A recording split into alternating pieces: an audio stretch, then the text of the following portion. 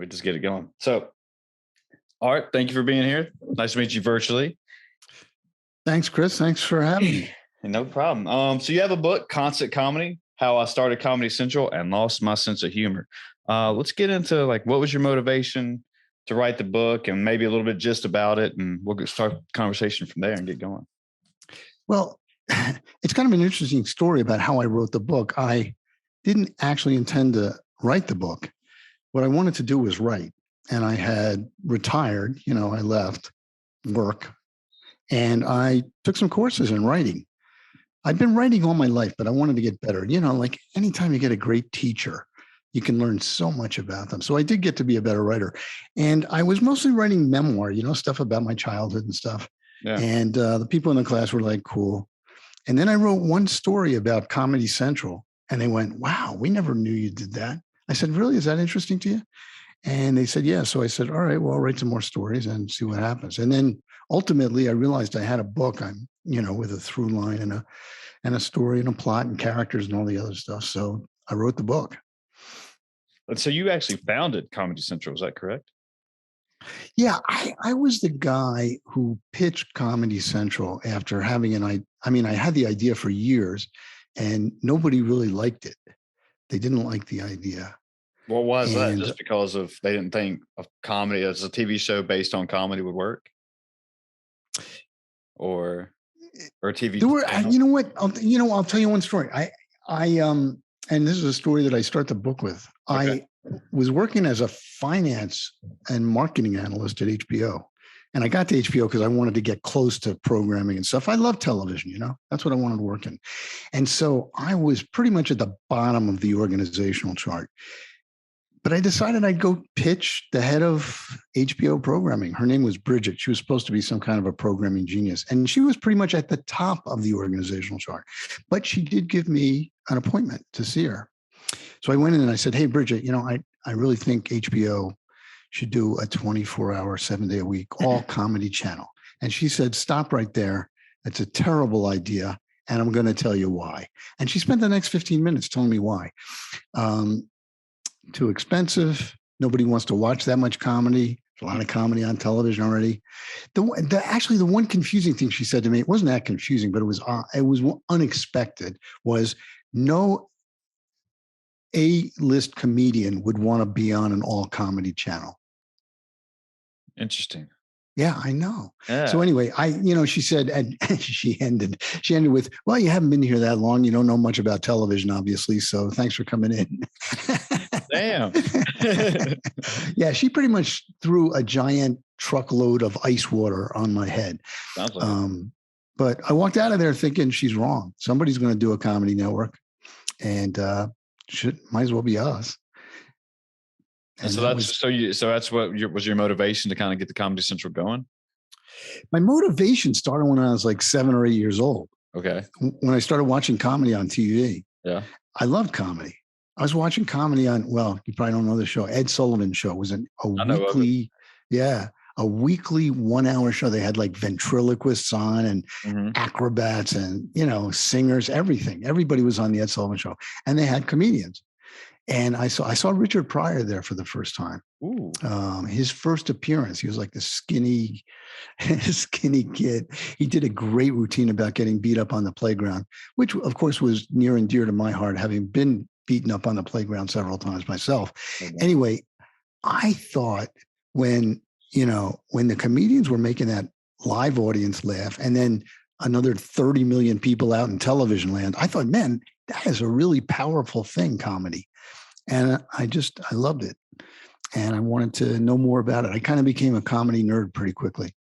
Did you have? I was kind of funny too. I was a funny kid. Did you have any aspirations of being an actual stand-up comedian, or did you just work on the back end of things? You know what? I did a little bit of performing, not so much stand-up, a lot of sketch comedy. Okay. And I found what I really like to do is write. Okay. Write comedy. When I got to high school, I started an underground newspaper called The Tongue, and it was it was a satirical newspaper, like taking apart teachers and stuff at school. We got in trouble, but that was kind of the idea. But it was funny, and even though we got in trouble, all the teachers said, "It's funny." So That was what I found I really liked to do. And my model for that was National Lampoon magazine, which was, one of the great comedic entities in the United States, I think, ever. The three big ones I always think of are National Lampoon, which was a great magazine. And they also did, all those movies, Sure.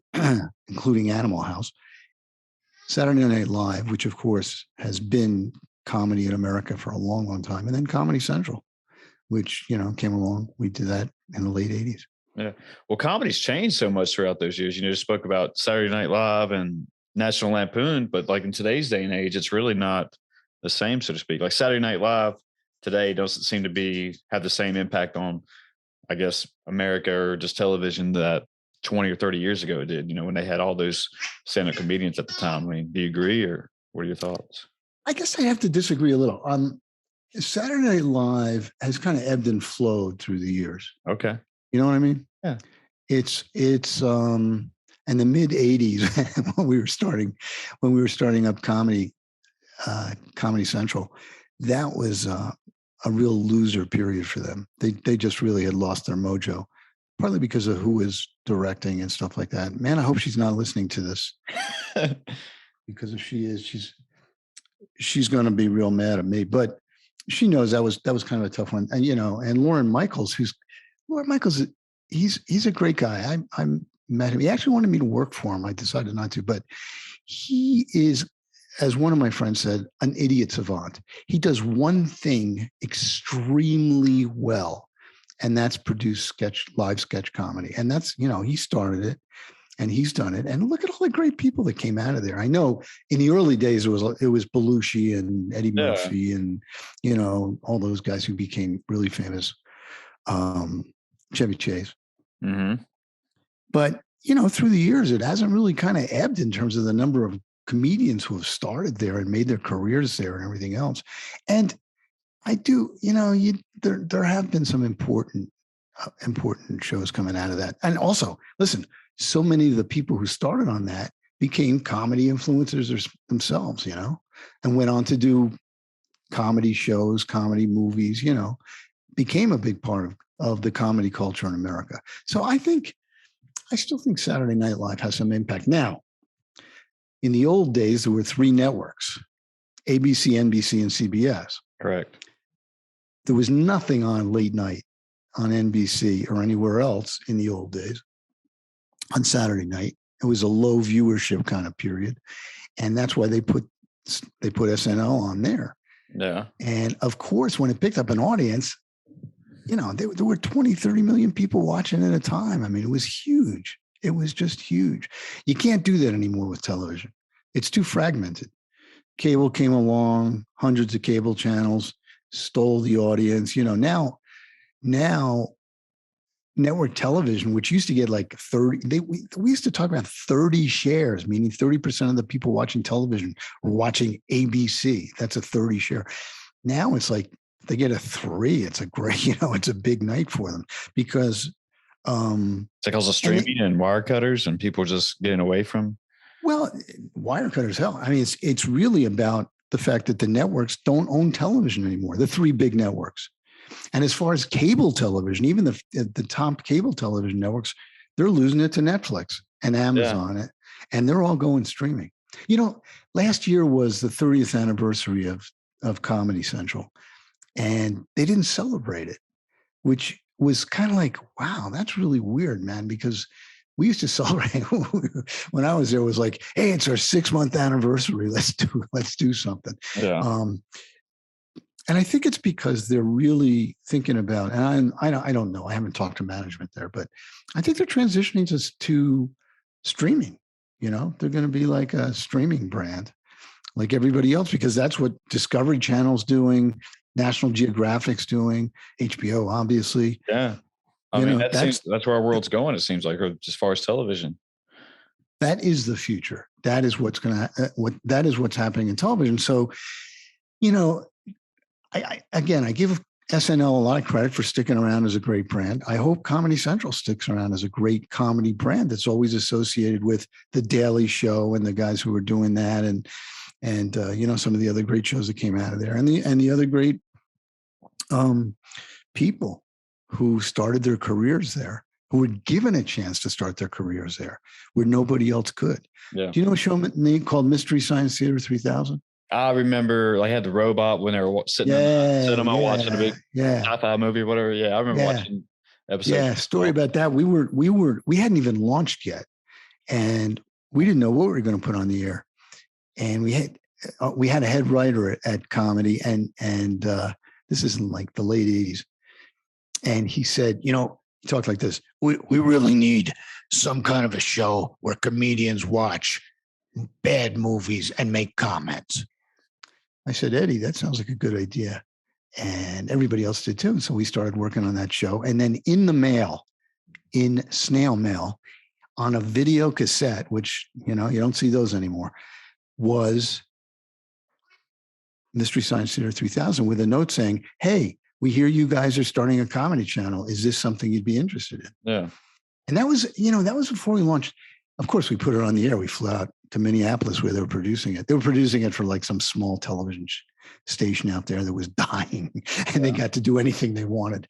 That sounds like fun, doesn't it? And first of all, they wouldn't have been able to get on the air anywhere else if it weren't for us. If it weren't for comedy. You think ABC was going to put them on the air? That show? No. Anyway, so that's when I realized that if we did we put this comedy channel together, it would be successful because great comedy would find us. That was my big hope. It wasn't only us, sourcing and making comedy. It was great comedy coming to us, and that's what happened. Well, I remember one of my earliest memories in 1999 when South Park came out. And that Comedy Central picked it up. It was a little earlier than that, but go ahead. Oh, was it? Okay. So I guess that's when I first started watching it then. But anyway, I don't remember. I remember you had to watch Comedy Central if you wanted to watch South Park, because that's what everyone was talking about at school. And so you were like, you were those guys who were just picking up these shows like that, right? We were those guys. It did come in before I left.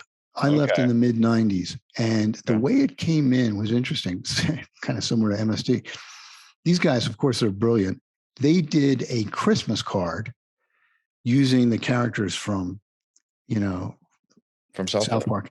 And it was, I mean, you know how bad the show is in terms of profanity. Oh, for sure. Yeah, because it was a cool thing to watch. This Christmas card was the most profane, just completely out of control thing, Santa Claus, Jesus, the whole thing. It was, and they took apart every religion. It only ran for about 4 or 5 minutes, but they sent it to every network, right? And every network wanted it, except the ad sales guys at every network said, I can't sell this. The advertisers will kill me. We can't put this on the air. Yeah. Our ad sales guy, a guy named Larry Divney, and he actually went on to be president of Comedy Central. He said, we'll make it work. If you guys want to put it on, we'll make it work. So they did. They put it on. MTV wanted it very badly, but they like Comedy Central. So that's where they ended up. You mean like Matt and Trey Parker like Comedy Central? Yeah. They said, hey, we're comedy. Let's go on the Comedy Channel, Comedy Central. So that's how that happened. Yeah. That makes sense. Huh. Hey, let me get back to something you asked, which is a really interesting question, which is, okay, go ahead. Why did you want to write this book? Yeah. And I told you the whole thing was a little bit accidental, but not really, because it's been a story I've told a long time. And one of the reasons I wanted to write it is because, like you saw Comedy Central in 1999 or when? Yeah, that's it was more around there. Right. And you probably thought, hey, this is a good channel. It's probably been successful for a long time. It probably started out successful. Cool. Yeah. Comedy Central started out, it was originally called the Comedy Channel. Okay. It was the biggest failure in television. When we launched, the press called us all kinds of, they said we weren't funny. They said it was the Gong Channel. What are these guys trying to do? Who do they think they are? I went to work every day the first year after we launched, thinking they were going to shut us down. I mean, it was my boss, the head of HBO. And believe me, that was a scary guy. His name was Michael Fuchs. He had just been named the most powerful man in Hollywood. And he was like, yeah, we're going to launch this. He was so excited about the Comedy Channel, loved comedy. We're going to launch this thing. We're going to have everybody's going to love it because we know comedy. We know how to do it. And I'm like, hey, Michael, tone it down, man. We haven't even launched yet. We don't know how this thing's going to work or what. Yeah. But he was out there in the press. And so when it didn't go well, the press, it was kind of payback time. Like, let's take Michael Fuchs down a few notches. Right. The most powerful guy in Hollywood is falling flat on his face. And I was, believe me, they called me in, he called me in and said, he was actually the guy who said, it took a comedy channel to get me to lose my sense of humor. He said that to me. And when things were going really bad about 3 or 4 months after we launched. And that's why I subtitled my book that Constant Comedy, How I Started Comedy Central and Lost My Sense of Humor. Because when he said that to me, I said, oh, you're right. Nobody's laughing here. It's just not going well. There's no other way to say it. Well, how did you deal with that? I mean, going to work every day and just hearing the critics just saying, no, this is not going to work. You're going to fail, and just wondering if the next day you're going to have a job. I mean, was that just demeaning on your mental health and just putting you down, or was that actually you turned that into motivation? I'm going to make this work. I want to show everybody. I'm really glad you invoked my mental health. I think this is the first time I've ever actually had someone ask about my mental health. It's a big thing. I mean, especially for me. I mean, I've always. It's so easy to be negative nowadays. And just, when I have critics come down on anything, it's just like it plays into you and it gets at you, it'll get at to you. For me, anyway. I mean, that's me personally speaking. But yeah. Well, again, it goes back to my earliest conviction. I had been thinking about a comedy network, an all comedy network, since graduate school, so that was a few years before I even was at HBO. And when I came out of graduate school, I wanted to work in the television business. And I said, hey, there's an all music channel, there's an all news channels, and all, sports channel, ESPN, which was a baby channel at the time, showing girls lacrosse high school games. Seriously. I don't know. I said, where is the all comedy channel? Because that's where I would want to work. And there wasn't one. And so I was convinced, given, watching how the cable world was developing, I was convinced it was just a matter of time before someone showed up with one. So when I spoke to Bridget that time, the head of HBO programming, and she said, here's why it's a bad idea, I thought she was wrong, but I thought, well, maybe I'm wrong. Maybe I'm just missing this whole thing. But I kept pushing, and I finally got it to happen. And once I did, and as I said, when MST came, I said, oh man, good comedy is going to come to us. Almost immediately that started happening, even though we were kind of failing. Comedians, the comedy scene, the stand-up comedy scene was just really getting started in the late 80s around the country. I mean, there was, at that point, every Holiday Inn had a 2-foot riser and had an open mic night. I mean, that's how big comedy was. Kids were saying, I don't want to be a rock star anymore. I want to be a stand-up comedian. Was that because of Richard Pryor and Eddie Murphy back in? It was because of the big stars. It was also because of HBO. HBO in the mid 80s did something spectacular. They put on uncut 1-hour comedy specials of some of the great comedians. Uncut meaning whatever language you want to use. Robin Williams, you want to go nuts, and Eddie Murphy. Robert Klein, who was a big hero of mine when I was in college, and I actually got to do a show with him, which was a big deal. They were making comedy a big deal in the mid 80s. And then the comedy, the stand-up comedy really took off. So the timing was good for a comedy channel to show up, even though, as I said, the first year was tough. Sure. But I wanted to, so just getting back to the original thing, I wanted to write this book to show people that anything that's good takes a lot of work and takes a lot of effort and takes a lot of heart on the part of a lot of people, not just me. What kept me going? I knew it was going to be a success. I had to just keep saying it's going to happen. If our comedy channel fails, somebody else will do it. I mean, we just got to keep going. And that's what I did. I just kept going. I kept going in the face of all kinds of horrible stuff. Yeah, I'm glad you said that. I mean, because, they say if it's, hey, my dogs are barking, I'm sorry. But it said, if you want to go or if you want to do something, it's not going to be easy, especially something as big as you're doing. But people, once they hit the first sign of, difficulty in that line of path, as they immediately stop and they don't want to push forward. And you, for an example, if you push forward, I mean, great things can come. I mean, when people ask me, they ask me about you know, what advice or what, what was important to the success of the channel, I say two things: passion and vision. Passion and vision. So passion was whenever I got a chance to pitch it. You want to deal with your dog? Hold on. I was trying to put you on. We may have stopped. Come here. Go ahead. Sorry, I don't mean to cut you off like that. Go ahead. All right, he's good now. You can edit this thing, right? Yeah, I can. I'll cut that part out. Phew. But what I was saying was passion. When I got a chance to pitch the head of the chairman of HBO, it was completely random. Somebody heard about what I was doing, it was my boss's boss, and said, the chairman should really hear about this. Let's go over there and talk to him right now. Now, I didn't have any, materials. I didn't have any presentation materials or anything, but I had to go in there and I had to pitch it with all the passion I could muster.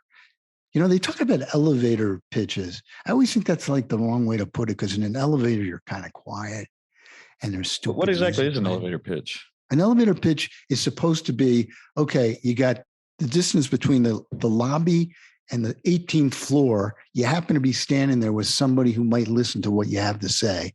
That's how much time you have to do an elevator pitch. That's what they call it. Okay. Which means you got to be concise. I think that's how it originally started. But again, I think it's a bad image. It's a bad way to put it, because you got to be jumping up and down. You got to be like coming out of your skin with excitement when you're pitching something, because if you're not, then everybody's going to say, sounds interesting, whatever. Yeah. But if you're, like, we got to do this, and then vision was the other thing. What I told Michael, he was interested, and he was asking me a lot of questions. I said, look, Michael, if this thing works, we are going to be the center of the comedy universe in 10 years. And he went, wow. Now, how do you capture the imagination of the chairman of a giant company? You tell him you're going to build another giant company that's going to be the greatest thing that ever lived. And, that's how you do it. You don't say, and I hope it works. Yeah.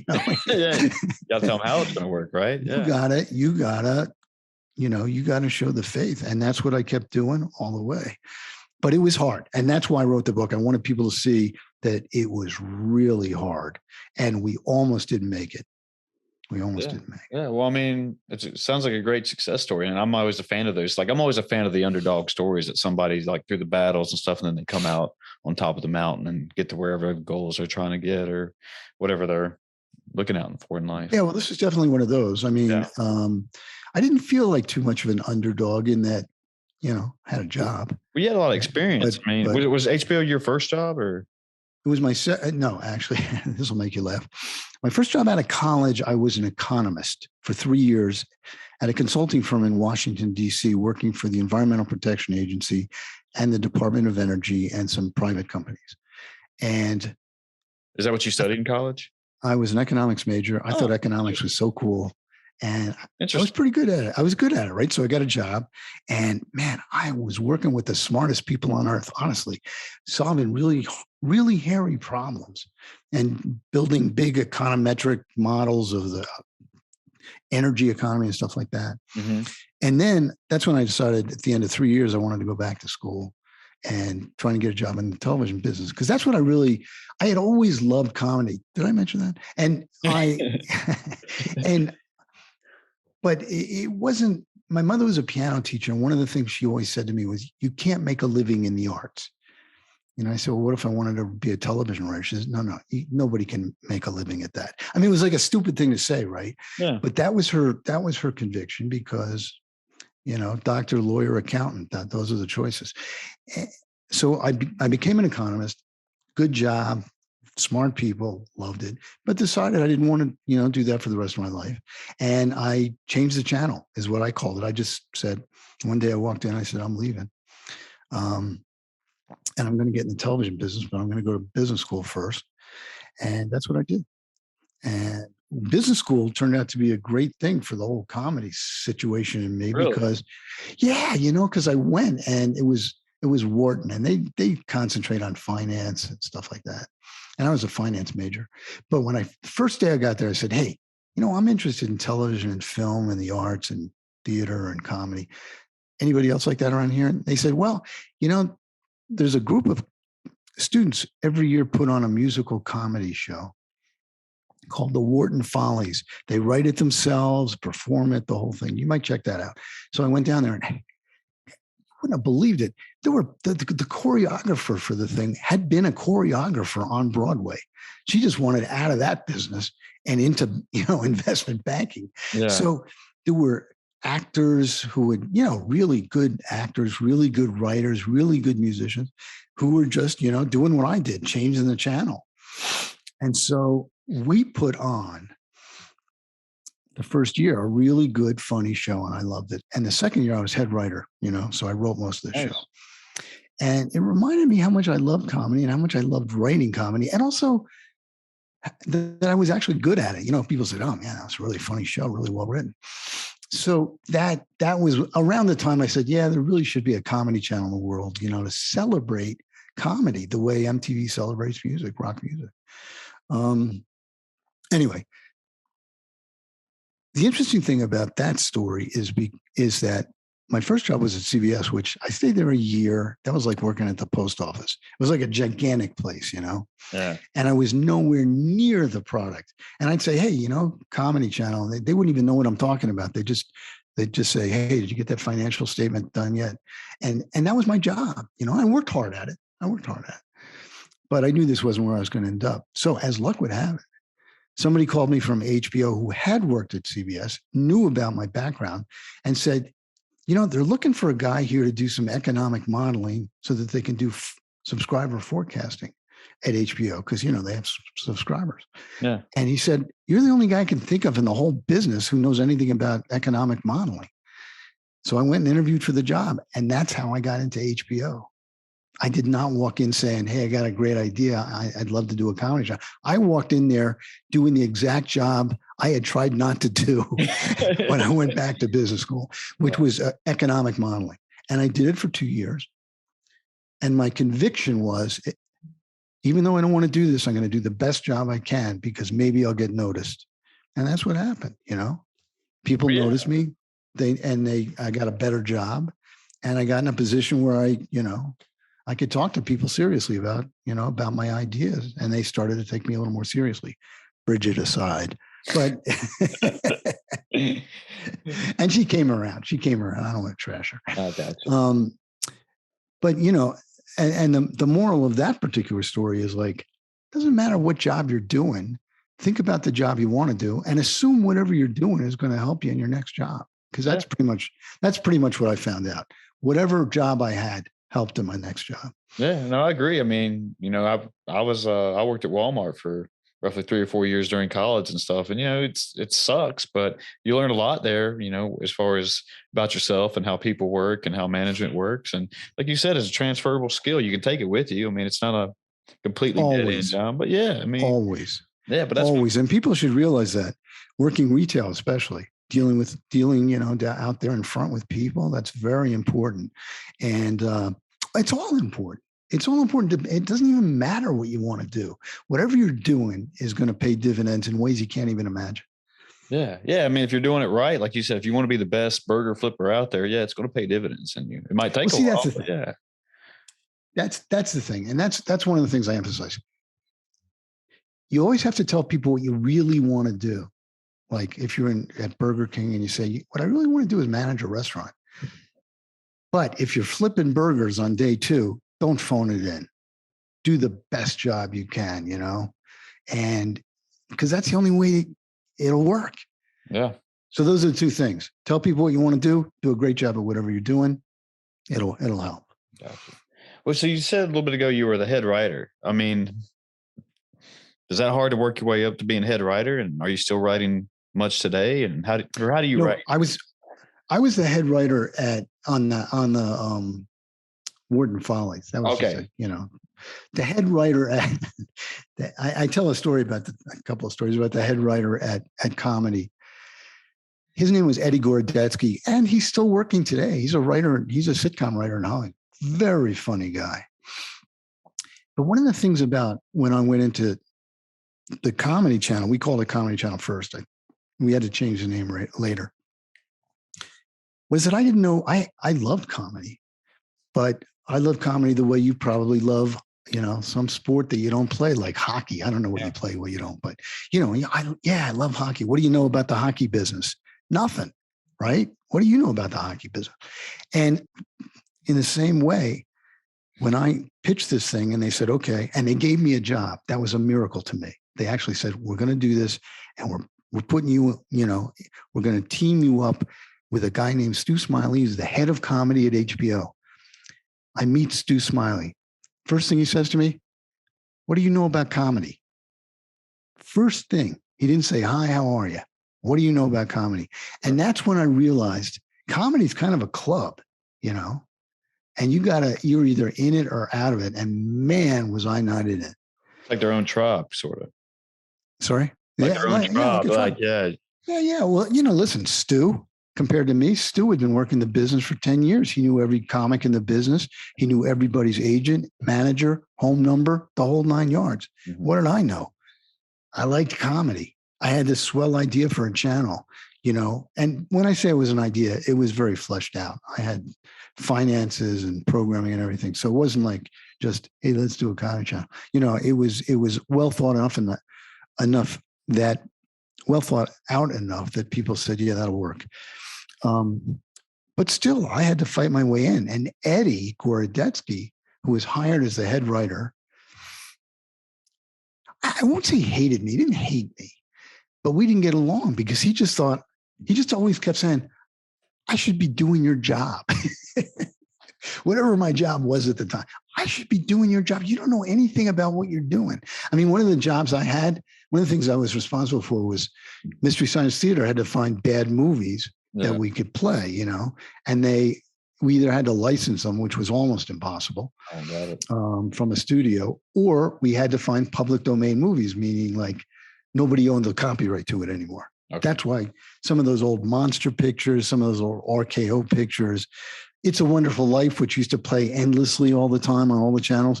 That's because somebody forgot to renew the copyright on it. Oh, interesting. Yeah, and then that's why everybody could play it. NBC ultimately went back and got the copyright renewed or something. Anyway, you can't do that anymore. But the point is, I was in charge of finding those movies. And Eddie gave me a book. He gave me a book called Psychotronics. It's a great book, encyclopedia of B movies, essentially. Okay. And it had every B movie made up to that point. And I studied it. And I was, getting the movies. But Eddie thought I was still doing it wrong, right? And he said, let me get the movies. I'll do a better job than you. I said, Eddie, you can't just take everybody's job here because you are, admittedly the funniest guy here and a writer, and you probably know the most about comedy, but you got to let other people do other stuff. Yeah. Anyway, Eddie and I had differing opinions on what a channel should be, and Eddie was never hesitant to tell me why I should be fired. Oh, shit. So were you watching a lot of those movies though, and then putting them on Mystery Science, or were you? Yeah, you know what? It was interesting. It was a process. First of all, you had to make sure you get the movie. Then you had to make sure you had a decent print of the movie, because some of these things they were lying in a basement somewhere and had deteriorated. So that's not going to work. And if you look at, it's interesting for the television historians in your audience, which is probably a handful of people. Yeah. If you look at the first dozen episodes of Mystery Science Theater 3000, man, we were pulling stuff that was pretty much unwatchable because the prints were so bad, But we got better. We found better prints, and we just, we figured it out. But it was a two-stage process. Well, three. One, is the movie look like it's already a movie? Two, can we get a decent print with a decent soundtrack? Three, and this was the hard part, do the MST 3000 guys like it? Do they think it'll work? And they pretty much took I'd say 1 in 15 or 1 in 20 of the ones I put in front of them, which shows you how good they were. But also, they had to explain to me, because what do I know? They said it has to be a certain kind of movie. You have to have pauses in it. You have to have some stupid stuff in it. You have to have, you know, I mean, it's just, you can't do that with every movie as effectively. So you had to pick and choose. And amazingly, Mystery Science Theater 3000 is still around. You know, Riff Tracks, which is the guys who were doing MST 3000. Do you know that? I didn't realize it was still around. Yeah. Yeah. To be honest with you. HBO did it. It was on Sci-Fi for a long time. I mean, Mystery Science Theater, those guys are just out there doing it all the time. They do live shows too. Anyway, I will say one thing. When I first met the guys, it was so much fun for me. And I went to one of the writers' meetings, which was basically sitting there in front of a bad movie, and all the writers would sit around and they'd record their comments, you know, and they'd write down, and they'd have somebody write down what they were saying. Then they would do it again 2 or 3 times, and then they would pick the best of them, and then they would record the actual thing. It wasn't, I know it looked ad-libbed, right? Yeah, like but it's not, huh? You know, there's no Santa Claus either. But spoiler. Spoiler. But you know what? That's the rule. Great comedy takes a lot of work. You know, you see a guy doing a good, tight 5 or 10 minutes of stand-up comedy. He's been working on that thing for months, if not longer. Yeah, I follow a couple very hard comedy podcasts, and they talk about how, you know, whenever they do a special, maybe once every 2 years, that they were writing for a long time, and they were actually going into, you know, little comedy clubs and actually working their jokes out or their little bits out until they actually get it right. You know, learning how to say it one way and say it a different way. Oh yeah, listen, what the crowd picks up, man. Yeah, exactly. It takes a while. You just can't write it and just like masterpiece. It's done. You know, it's exactly a lot of work, like you've been talking about. Listen, I learned a lot about comedy. I mean, ultimately, I guess I was accepted in the club. Sounds like. But you know, ultimately, I moved up in the organization and things changed, and I learned a lot about television and programming and marketing and all the things and comedy and all the things I had to know, so that by the time, you know, 3 years later, when we were still doing it, I kind of knew what I was doing as opposed to the first year. And that was, you know, that was really fun. It was really fun. Yeah. I mean, you know, writing. So, you know, when Richard Pryor and like Eddie Murphy had their specials out, you know, 80 years ago or whatever. I mean, not 80 years ago, back in whenever, get my math right. In the 80s. But, you know, they could write and probably say what they wanted to, but when writing today with, you know, with the woke culture and political correctness, so to speak, I mean, is that tough for comedy writers and sketch writers just to do nowadays? Like overanalyze every little thing they're writing or every sentence and worried about how it's going to get played out? It's not only tough, it's tragic. And your dog agrees. I think your dog is just right on the tragedy part of it. Comedy is about, you know, especially, you know, stand-up comedy, but all comedy is about seeing the world through the comedian's eyes, you know, and having the world shown to you in a comic way through the comedian's eyes. And think about how interesting and important that is, especially when they're talking about something you might not have thought about or agreed with, and I always point out as an important part of that, the rise of women comedians in the 90s, especially. You know, Joan Rivers has been around and everything, and, you know, she was terrific. And she and the subsequent comedians up to Samantha Bee and all the others, what they did is told people about what it's like to be a woman in America. And some of that stuff was pretty tough to hear, right? I mean, you know, some of those women comics were really just laying it out there. And people would say, you can't, how could you say that? How could you talk about that? Hey, you know, it was an experience. That's what it's like to be a woman in America. I think people ought to hear about it. And it was given in a comedic way, right? So sure, there were people in the audience who said, oh man, you know, Sarah Silverman, she shouldn't talk about that. She shouldn't say that, you know. Yeah, it was funny, but she shouldn't do that. But people never shut her down. And some people probably learned a lot. I think a lot of guys learned a lot about what it was like to be a woman in America. And, you know, like, be careful. And I think there's a lot, you know, of comedians, they don't try and teach you things, but they do have a perspective. And what they do is they walk up to the line, and sometimes they step over the line. And that's the excitement of being a comedian. Now, if you start moving that line back and saying, not only are we moving the line back, but if you put your foot over it, we're going to chop it off and never hire you again, and, walk out on your acts and all that kind of stuff. What'd you just do? You just took the excitement out of comedy for the comedians and for the writers and everything else. I did with a friend of mine, because remember I mentioned it was a 30-year anniversary last year of Comedy Central. We did a limited series of podcasts called Constant Comedy, where we interviewed the people and some of the comedians who were there in the beginning with us at Comedy Channel and Comedy Central. It was fascinating and it was fabulous. But whenever we got to a comedian, they would always say the same thing. I don't know what we're going to do. I don't know what we're going to do. This is horrible. We can't, Jerry Seinfeld, we didn't do Jerry Seinfeld, but Jerry Seinfeld said recently, I'm not going to play colleges anymore because they shut me down for what I say. And I'm thinking, Jerry Seinfeld, God, if there was ever an inoffensive comedian out there. I thought he was pretty clean. That guy works clean. He works straight. I mean, if you can't have Jerry Seinfeld, if people are walking out on Jerry Seinfeld and saying that, you can't do that, then we've reached a bad point, a really bad point. And so, look, my hope is it swings back. What's going to happen? Chappelle just did an episode on, HBO where everybody's like, oh man, Chappelle can't do that. Did you see it? Did you see it? Yeah, I watched it.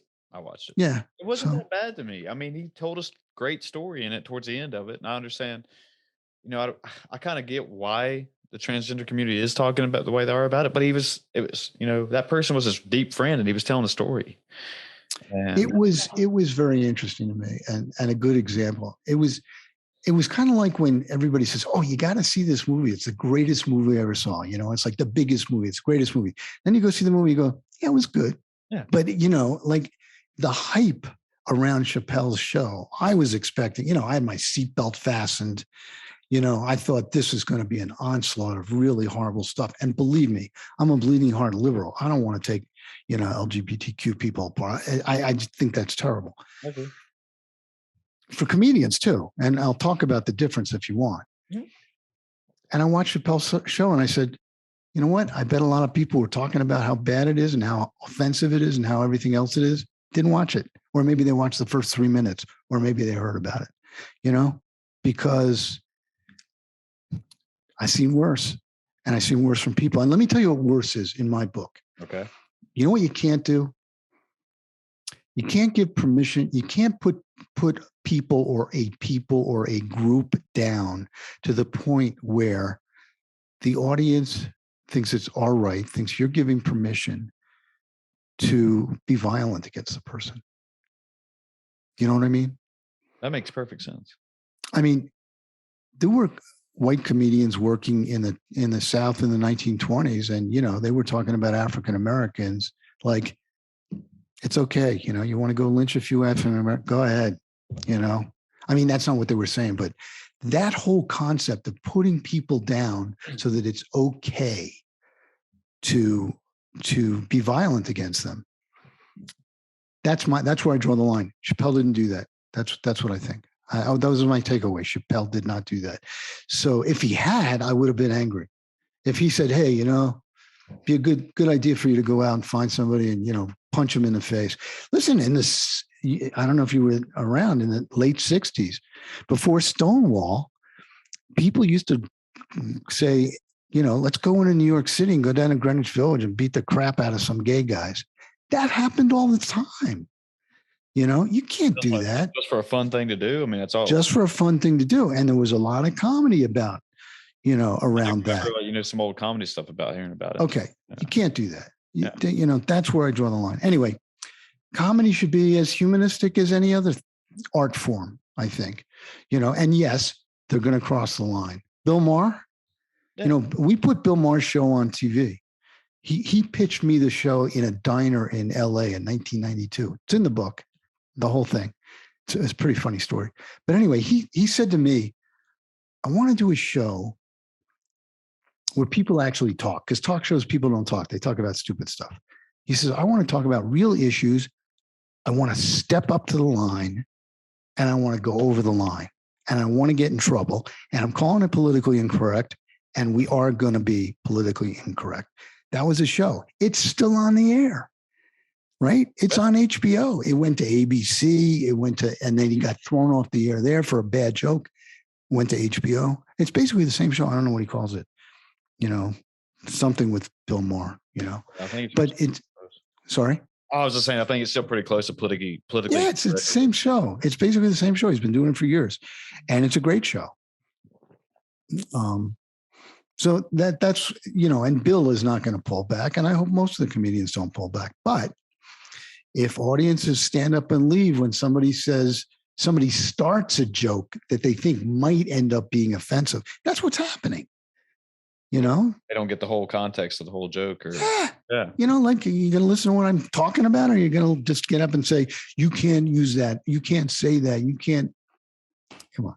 Well, one thing I've noticed is that I'm going to listen to a couple of the comedians' podcasts and stuff that they might say a joke and they might not really believe on what they're saying it, but they're just saying it just to get laughs out of people, and it might be completely, like, for a better word, fucked up. But, and I've heard them talk about on their podcast before that, no, I really don't believe that, but I just said that to be funny. I just wanted to get a joke out or a rise out of people.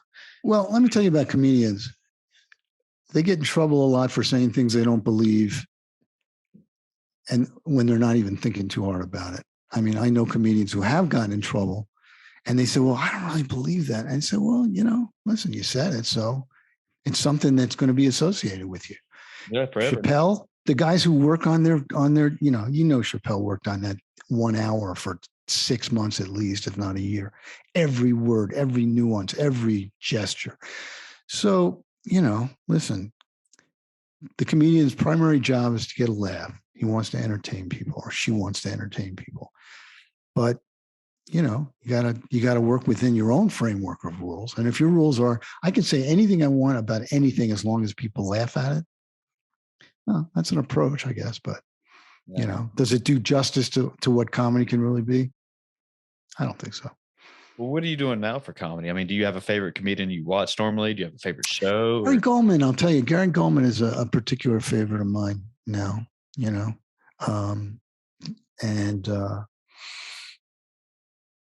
Yeah, I would say he's my favorite. Look, I honestly, I don't watch comedy and think about comedy as much as I did. I mean, I wrote the book last year, and I just released the audiobook, by the way, for nice people. I'm rather an audiobook guy.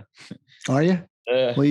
Well, if you enjoyed listening to me for the last hour, you got eight more coming at you if you buy the audiobook.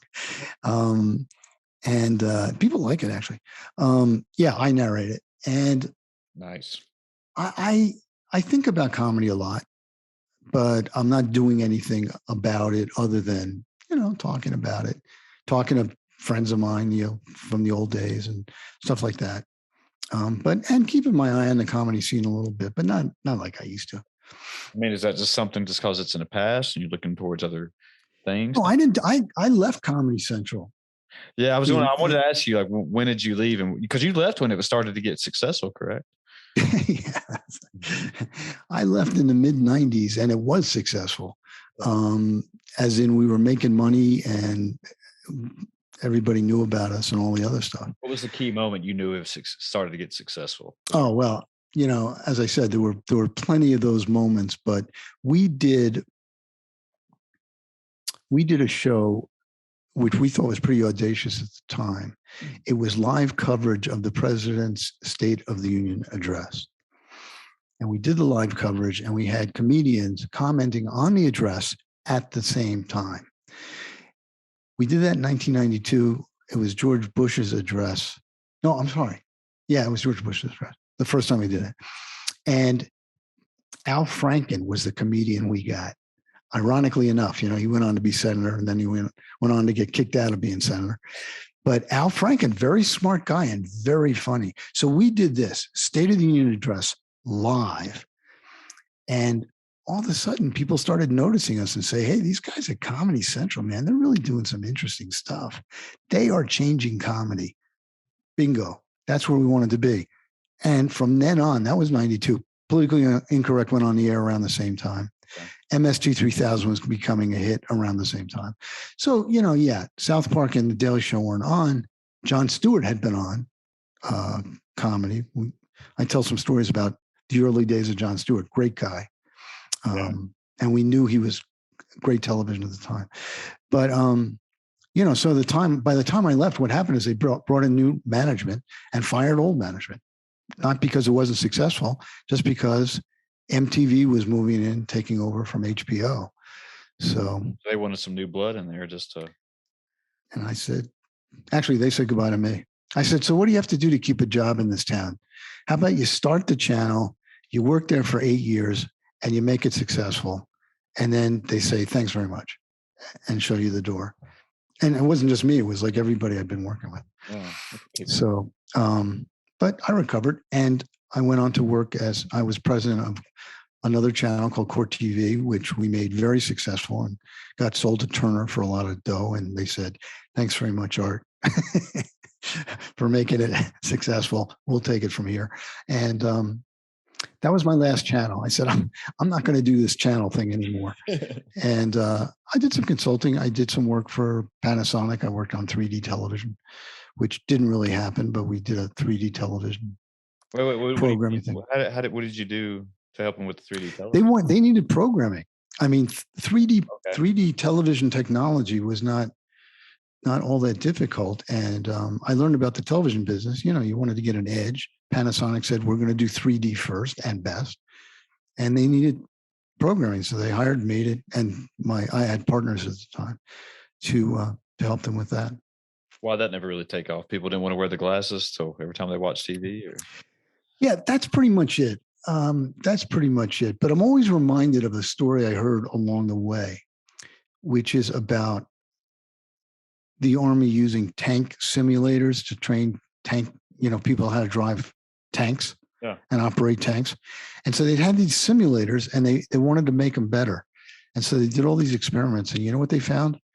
That you can improve the visuals, you can make it 3D, but the thing that makes it more realistic, sound. Make the sound better. And I think that was a good lesson. Television is about telling stories. Yeah, you got to have pictures, and the better the picture, the better you are. Sound is very important. But 3D, the directors loved 3D. It was a new tool in their toolbox. It was like, when they first figured out how to do rack focus or dissolves or fades or whatever. Here's another thing. 3D, we can use that. We can tell stories using 3D now. But it caught on more with the movies than television. So I didn't realize sound made that big of a difference. But isn't that cool? Yeah, and just you saying that, my first thought was that I went and saw the new Spider-Man roughly 2 or 3 days ago. I can't remember now. Yeah, how was it? It was. Are you a fan of the Marvel movies? Are you a fan? Like everybody else, Yeah, it's like a good way to spend a couple hours usually. Exactly. It's a good, fun movie. I saw some reviews. Some people said it was the best Marvel movie ever made. I don't know, but it's good. It's a good, like you just said, a good way to spend a couple hours. It wasn't bad. I wouldn't say it was the best movie I ever saw, but it was worth it. I'll see it. I'll definitely see it. But I was just thinking about, some of the seats in there, they have that rumble stuff in there and the speakers right beside the seats and stuff. And I was like, I guess that does make for a better experience and going to the cinema. All right, you got to get involved. Of course, I can read a book and get involved. So, and you can read my book and get involved. Or listen to it as the audiobook. Right? Or listen to it. Yeah, that's more speed. But I know we're getting a little short on time here, but I wanted to, what do you think? What would you say to people, or maybe yourself in a younger age when you were coming up in this industry and trying to get into television and try to become successful? And what would you say to people, right? Yourself, maybe 30, 40 years ago, or young people now? You got any advice for them? Yeah, expect to pay your dues, and I already gave the advice. Pay your dues. You're going to end up working for free or as a PA for practically no money on the set if you want to work production, or as a writer's room If you want to be a writer, you're working in the writer's room practically for nothing, Xeroxing and getting coffee. That's what it is, That's what you're going to, you don't walk into these jobs, Yeah. So expect to pay your dues, but I'll repeat it. Do a great job at whatever you're doing. Make sure you tell people what you really want to do. When you were writing the book, did you set time, talking about if you really want to do this, like, would you come home every night and say, okay, I'm going to write a couple paragraphs. I want to write a chapter. That's a good question. How did that work out for you? I think every writer has his own method of writing and own, kind of quirks and stuff. The guys who put out a book a year, Michael Connolly, for example, I'm a big fan of his fiction.